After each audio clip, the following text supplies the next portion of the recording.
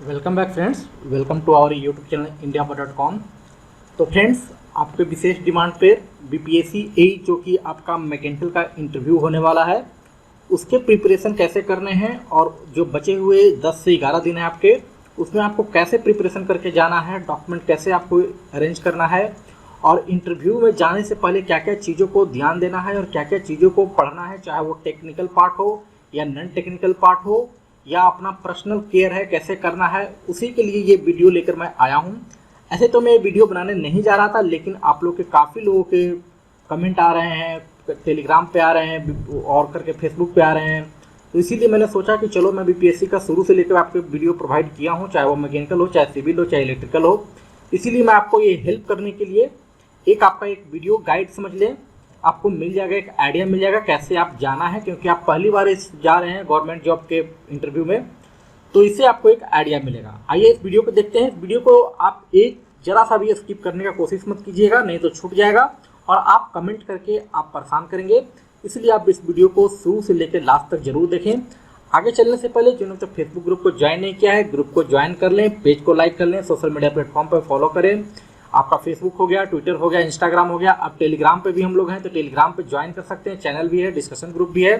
और अभी तक हमारे चैनल को आप लोगों ने सब्सक्राइब नहीं किया है तो जरूर से जरूर सब्सक्राइब कर लें और बेल बटन का भी जरूर प्रेस कर दें। कोई भी अपडेट अगर मैं करता हूं तो आपके पास वो जाता रहेगा नोटिफिकेशन के रूप में।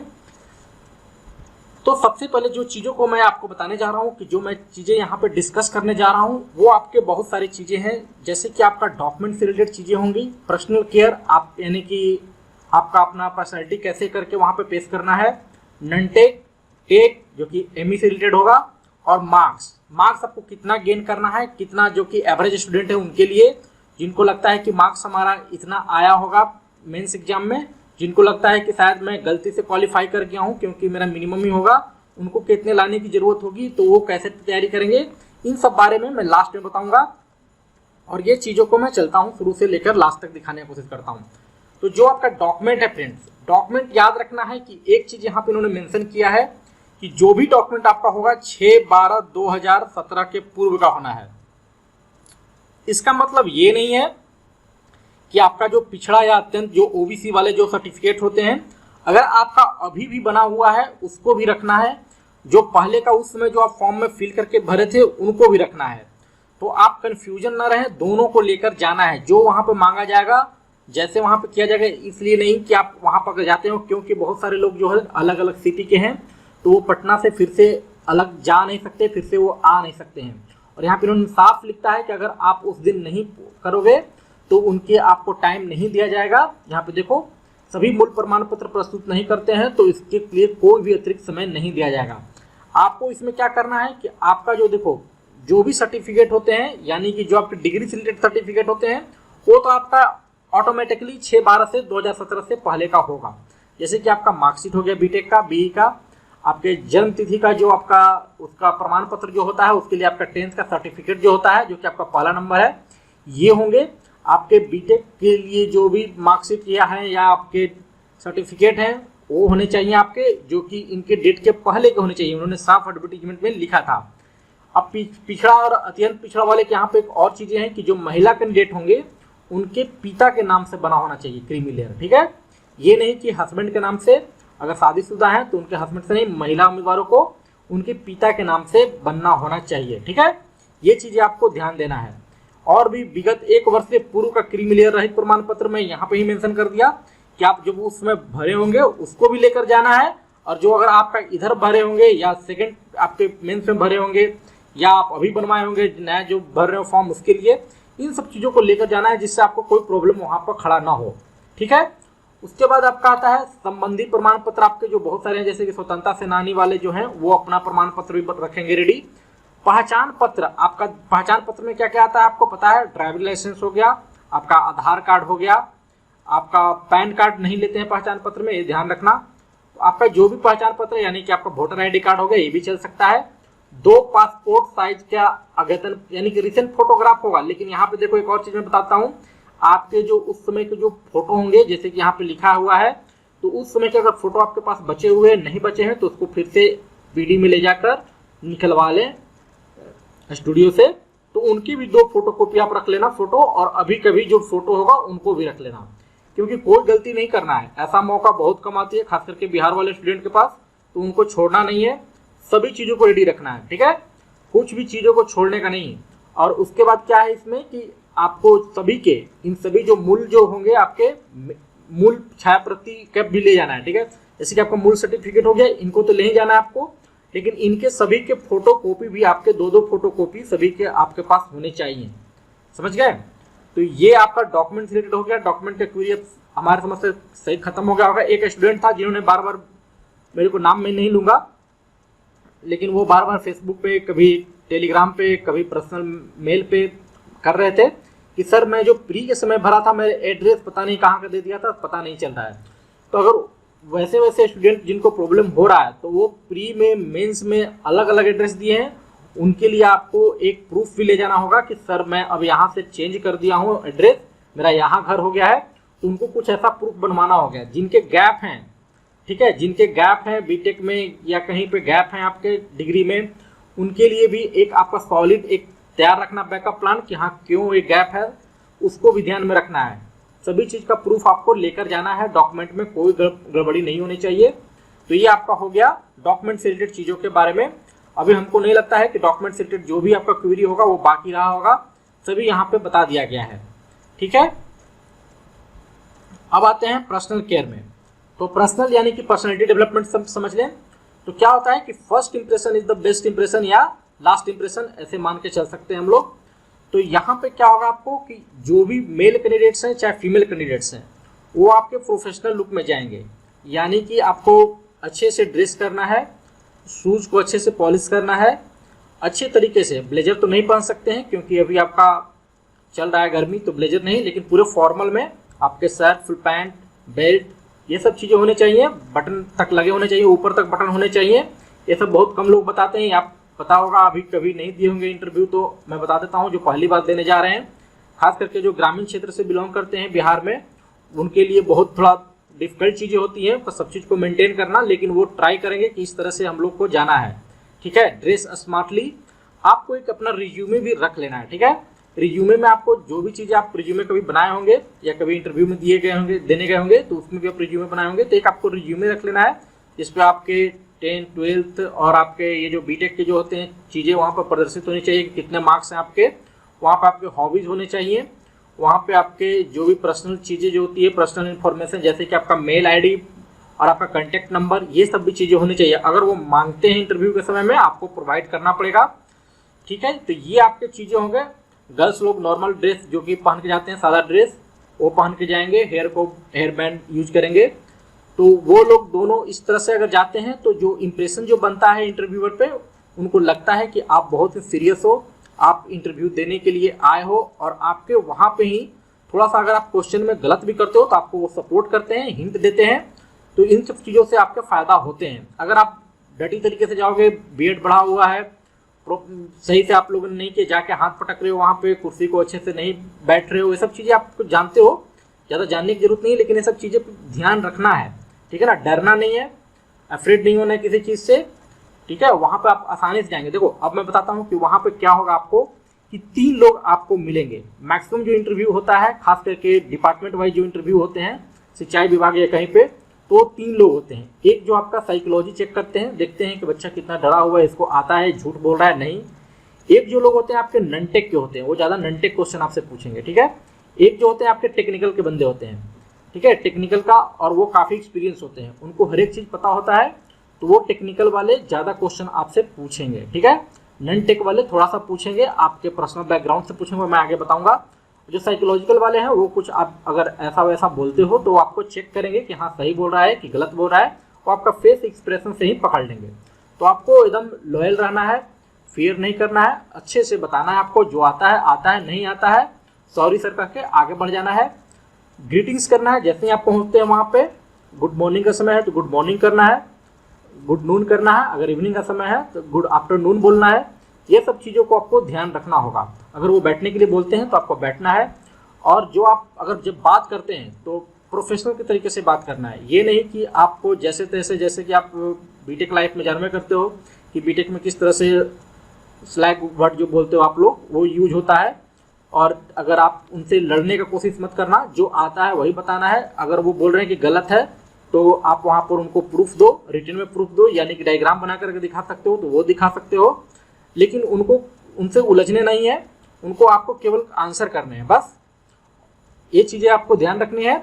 अब आगे चलते हैं हम लोग नॉन टेक पार्ट में। देखो नॉन टेक पार्ट में अगर आपका आते हो तो नॉन टेक से ज़्यादा नहीं पूछा जाएगा, क्योंकि ये टेक्निकल इंटरव्यू है।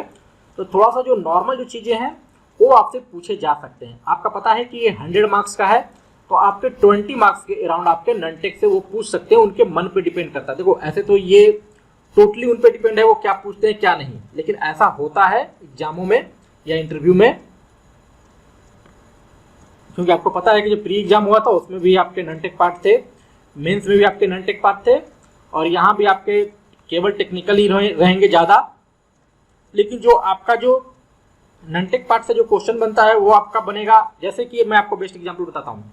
आपका डेट ऑफ बर्थ मान लो आपका है, ठीक है, डेट ऑफ बर्थ किसी का अभी इस समय मई में है या जून में है, मान लो किसी का 17 जून को है, ठीक है, तो वो पूछेगा कि आपको बताओ इस 17 जून से कोई आपका जो दिन आता है या कोई चीज़ें आती है, कोई याद है आपको कि क्या 17 जून को हुआ था। मान लो किसी का हुआ है 1992 में, डेट ऑफ बर्थ 1992 है, तो पूछेगा 92 में कोई बड़ी घटना हुआ था देश में, जैसे कि बाबरी विध्वंस वाले ये जो चीज़ें हैं, उसमें क्या आया था, बहुत सारी चीज़ें होती हैं, बम ब्लास्ट हुआ था, इस तरह से आप बता सकते हो कि हाँ ये इस समय। अगर आपको पता है तो, नहीं पता है तो आप सॉरी बोलकर आगे निकल जाओगे।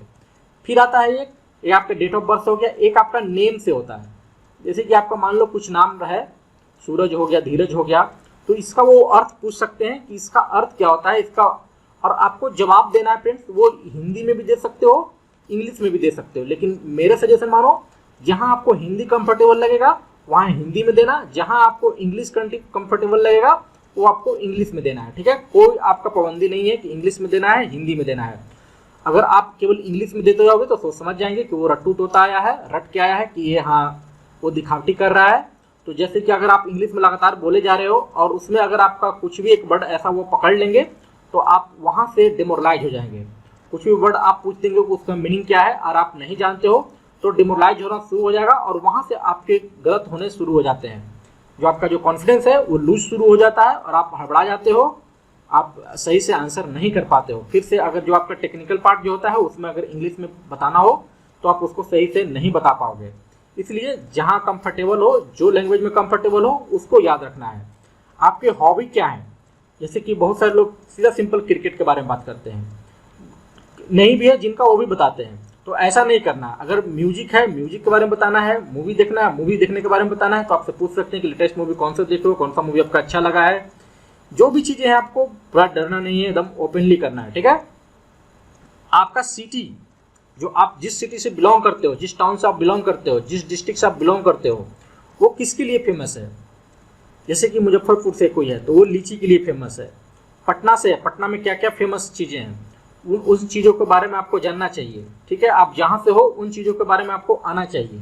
तो ये सब चीज़ें भी वहाँ पे पूछे जा सकते हैं, कंफर्म नहीं है लेकिन जा सकते हैं, मैं बोल रहा हूँ, इन चीज़ों को ध्यान रखना। एक आता है हेड क्वार्टर, अगर थोड़ा सा आगे वो निकलते हैं इन सब चीज़ों से तो आपके जो डिफरेंट जो हेड क्वार्टर हैं वो आपसे पूछ सकते हैं। जैसे कि आपसे पूछ देगा कि जेनेवा में किसका हेड क्वार्टर है, बहुत सारी चीज़ होती हैं, एशियन बैंक का आपका हेड क्वार्टर, बहुत सारी चीज़ों को आपके हेड क्वार्टर पूछ सकते हैं। आप थोड़ा सा इनको देख लेना। करंट सिचुएशन क्या चल रहा है, करंट सिचुएशन आपका हो गया, करंट सिचुएशन जैसे कि अभी कोरोना वायरस से रिलेटेड चल रहा है तो कोविड-19 से रिलेटेड जो भी चीज़ें हैं वो पूछ सकते हैं आपसे। बिहार में उसके लिए क्या किया जा रहा है, कितने अभी लोग यहाँ पे पाए गए हैं, इस तरह से कुछ क्वेश्चन आपके वो बना के पूछ सकते हैं। कंफर्टेबल हो आंसर करोगे, नहीं कंफर्टेबल हो तो कोई प्रॉब्लम नहीं है। तो ये नॉन टेक पार्ट थोड़ा सा अपने से ध्यान देने की ज़रूरत है, और आपको अपने बारे में भी ध्यान देने की ज़रूरत है कि आपके जो चीज़ें हैं, डेट ऑफ बर्थ है, आपके जो नाम है, हॉबीज़ हैं, आपका सिटी जो है, टाउन है वो क्यों फेमस है, आपका स्टेट क्यों फेमस है, इन सब चीज़ों के आपके बारे में ध्यान दे रहे हैं। इंडेक्स जो होते हैं आपके बिहार का कितने आपका हैप्पीनेस इंडेक्स में है, इसी तरह से आपसे कुछ क्वेश्चन आपसे पूछेंगे, ठीक है। उसके बाद आगे चलते हैं हम लोग टेक्निकल पार्ट। देखो टेक्निकल पार्ट में तो अथाह होता है, लेकिन पढ़ना आपको बहुत ही एक क्या बोलते हैं, पढ़ तो लिए होगे, इतना दिनों से पढ़ रहे हो तो आपको पता भी होगा। तो टेक्निकल का जो मैकेनिकल ब्रांच का है इनका भी सिलेबस बहुत वास्ट है। तो मैं आपको यही बता देता हूँ, जो सिलेबस आपका 03/2017 का एडवर्टीजमेंट के अकॉर्डिंग था वही सिलेबस के अकॉर्डिंग आपको पढ़ के जाओगे।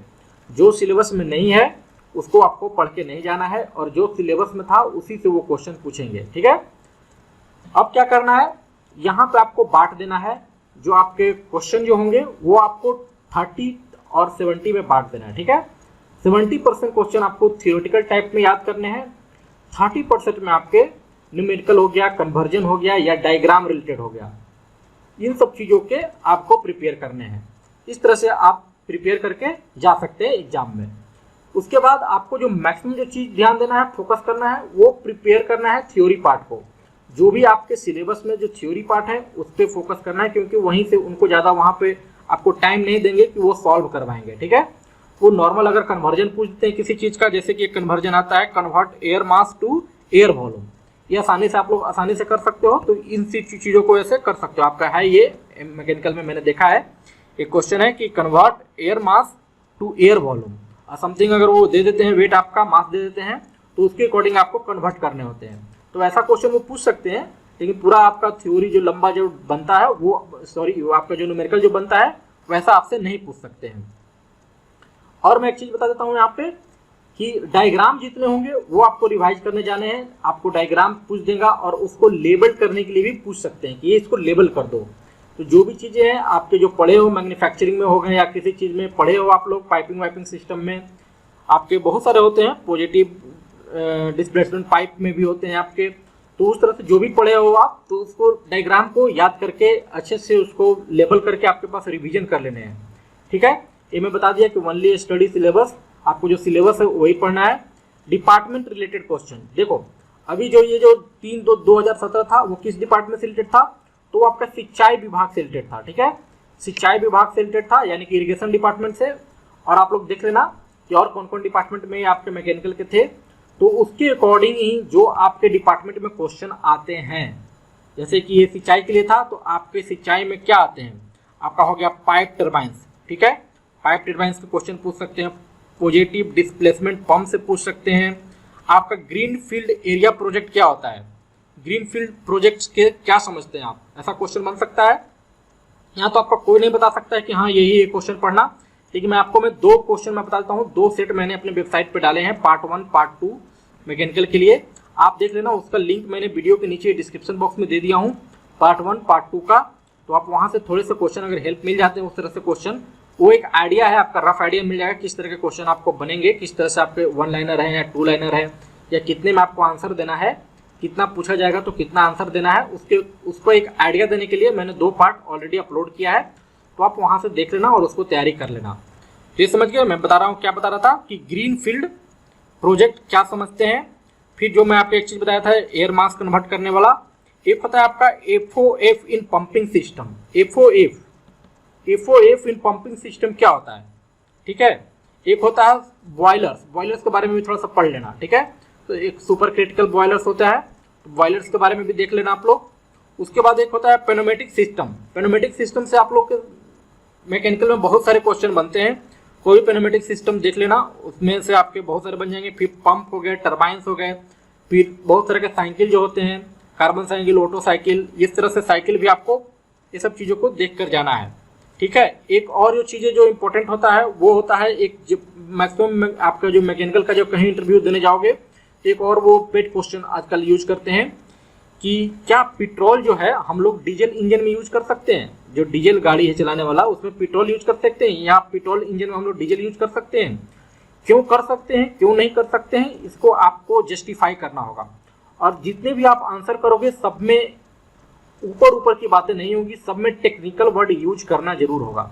आपके जो मार्क्स मिलते हैं वो टेक्निकल वर्ड के ही मिलते हैं कि कितना आप टेक्निकल वर्ड यूज करते हो। और यहाँ पे भी वही बात, हिंदी में अगर कंफर्टेबल हो तो आप हिंदी में आंसर करो, इंग्लिश में कंफर्टेबल हो इंग्लिश में आंसर करो। नहीं समझ में आता है तो पार्डन सर करके पूछ के फिर से दोबारा आप इसको आंसर करना चालू कर सकते हो। तो ये चीज़ें हो गए आपके टेक्निकल के कैसे पढ़ने हैं, आपको क्या क्या पढ़ने हैं, कितना % पढ़ने हैं, कैसे तैयारी करने हैं, उसके बारे में। अब जो आता है, अब इससे कोई डाउट नहीं होगा आई थिंक।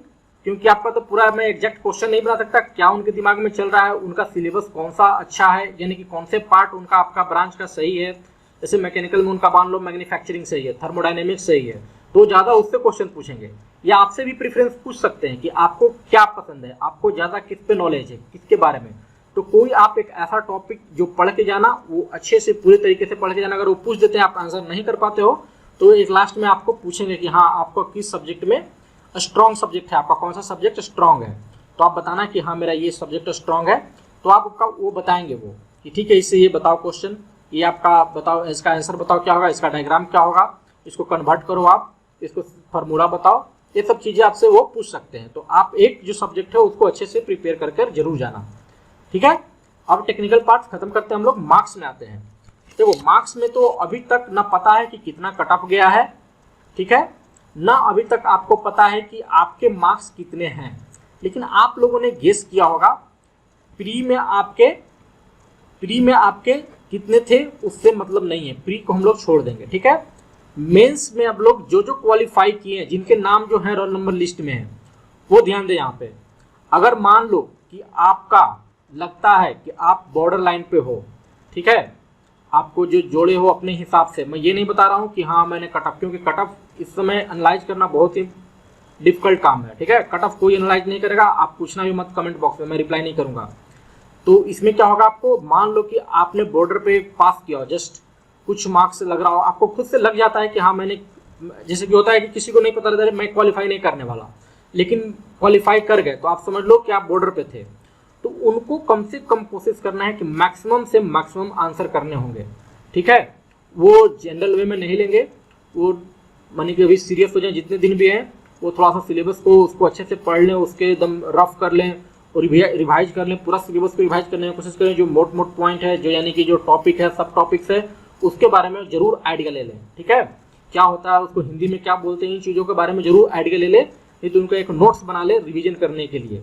एग्जाम के इंटरव्यू से एक दिन पहले, जो 2 दिन पहले आप जो जा रहे हो इंटरव्यू देने, उसको जल्दी जल्दी इसको देख सकते हो, तो आपको वहाँ पर आंसर करने के लिए कैपेबल हो जाओगे। तो आपको वहाँ पे कोशिश करना है 70 मार्क्स के लिए, 70 मार्क्स के लिए। देखो क्यों, क्योंकि ये उनको भी नहीं पता होता है वहाँ पे कि आपका जो रिटन का जो मार्क्स है वो आपको कितना आया है, ठीक है।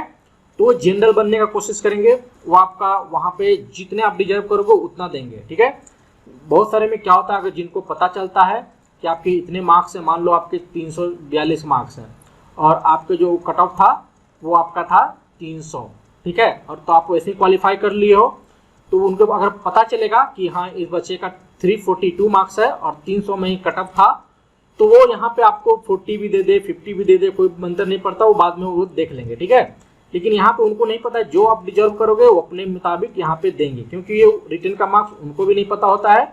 ये सब आपके इंटरव्यू होने के बाद, ये इंटरव्यू के मार्क्स प्लस रिटन के मार्क्स ऐड होते हैं, और जो बच्चे होते हैं जैसे जैसे जिनके मार्क्स आते हैं वो जाके वहाँ पे प्लेस किए जाते हैं, यानी कि ऊपर में जिनके ज़्यादा मार्क्स होंगे उनको ऊपर प्लेस किया जाएगा। इस तरह से नंबरिंग होगा, और उसमें से जो जो मेन बच्चे होंगे वो ज्वाइनिंग कर लेंगे, और जो जो कम आएगा मार्क्स उनको छांट दिया जाएगा। अब जो मीडियम है, जिनको लगता था कि मेरा तो हो ही जाएगा, लेकिन ये हो सकता है मैं रिटन में गड़बड़ कर दिया हूँ, चाहे मैंने ऑब्जेक्टिव कम कर दिया है। बहुत सारे लोगों को इसलिए पता चल जाएगा कि अगर ऑब्जेक्टिव मेरा ज़्यादा सही है तो सब्जेक्टिव में कितना भी करूँगा तो 150 मार्क्स तो मिल ही जाएगा, या 100 मार्क्स के ऊपर तो मिल ही जाएगा। तो इनको लगता है उनको 50 से ऊपर रखना है, ठीक है ना, उनको 50 से ऊपर रखना है, 50 से 60 के आसपास रखना है। देखो ये जो कम वाले हैं इनको तो 70 से ऊपर ही रखना है मिनिमम। 70 चला जाए, 80 चला जाए, 90 चला जाए, कोई प्रॉब्लम नहीं, इनको ज़्यादा वर्क करने की ज़रूरत है। लास्ट में जो आपका आते हैं, जो पूरा कंफर्म है कि हाँ मेरा 500 आ रहा है, 400 आ रहा है, जो यहाँ पे पोल वोल जो हुआ था उसमें काफ़ी लोगों ने मजाक में 500-400 मारे थे, उन लोग जैसे स्टूडेंट के बारे में बात कर रहा हूँ। तो उनको जो लगता है जो करें, उनको अगर 40 भी आता है तो कोई प्रॉब्लम नहीं है, 40 भी मार्क्स लेके वो क्वालिफाई कर सकते हैं। लेकिन हाँ, अगर जब ये लोग आगे बढ़ जाएंगे, ये लोग इंटरव्यू में ज़्यादा कर देंगे, उससे आप पीछे हो जाओगे, तो फिर आपके लिए प्रॉब्लम हो जाएगा। तो आपको इसका मतलब क्या है, इसका मकसद क्या है कि आपको सभी लोगों को 70 के अराउंड करने हैं मार्क्स, ठीक है, 70 प्लस की कोशिश करना है, जितना भी आ जाए वो। और वहाँ पे देखो प्रॉब्लम नहीं होती है, वहाँ पे आपका अगर पता है तो देते हैं मार्क्स, नहीं पता है तो नहीं देते हैं। अगर वो ईमानदार होंगे, ऑनेस्ट होंगे, आपको आसानी से मार्क्स दे देंगे, कोई वहाँ पे भेदभाव नहीं होता है। ठीक है, तो ये था आपका पूरा एक इंटरव्यू का गाइड टाइप का। तो वीडियो को शेयर कर दें, दूसरों को भी शेयर करें, बताएं उसके बारे में, इसको जरूर दिखाएं, जो डिफरेंट बैकग्राउंड से हैं उनको भी बताएं। तो thanks friends, thanks for watching my video. Subscribe जरूर कर लें, वीडियो अगर अच्छा लगा हो तो लाइक करें, कमेंट करें, दोस्तों में शेयर करें, फॉलो करें फेसबुक पे, ट्विटर पे, इंस्टाग्राम पे, गूगल प्लस पे और टेलीग्राम पे भी। सभी के लिंक आपके डिस्क्रिप्शन बॉक्स में मिल जाएंगे और कुछ इंपॉर्टेंट लिंक्स के साथ। तो thanks friends, have a great day.